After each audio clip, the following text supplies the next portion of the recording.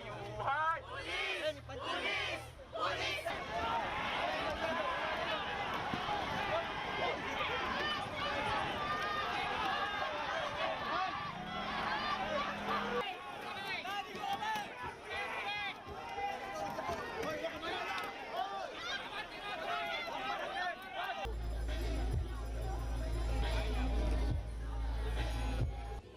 Nagbabantay tayo at kailangan natin kalampagin, i-pressure itong Senado na i-convict si Sara Duterte dahil napakalakas po ng ebidensya laban sa korupsyon sa kanya.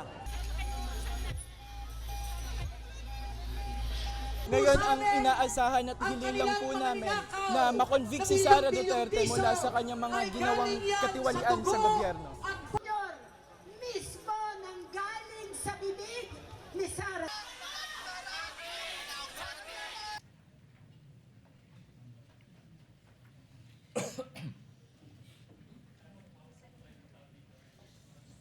The impeachment trial of Vice President Sara Zimmerman Duterte is hereby called to order. Senator Judge De La Rosa, Senator Judge Ejercito, Senator Judge Escudero, Senator Judge Estrada, Senator Judge Go, Senator Judge Ontiveros, Senator Judge Lacson Legarda, Senator Judge Marcoleta, Senator Judge Marcos, Senator Judge Padilla, Senator Judge Villar Camille, Senator Judge Villar Mark. This is about accountability. This is about explanation. If wealth was lawfully acquired, where is the lawful explanation? If transactions were proper, where is the complete accounting? If numbers truly add up, then why do they refuse to reconcile?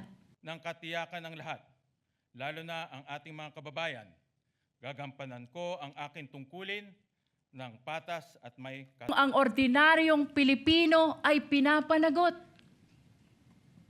Bakit hindi ang pinakamakapangyarihan na opisyal ng pamahalaan? Ito ang dahilan kung bakit mahalaga ang paglilitis na ito. Enough jurisprudence, more than enough, to explain to us. 3 Journal was ratified unanimously on June 17. Kindly be mindful of the clock. Yes, thank you very much.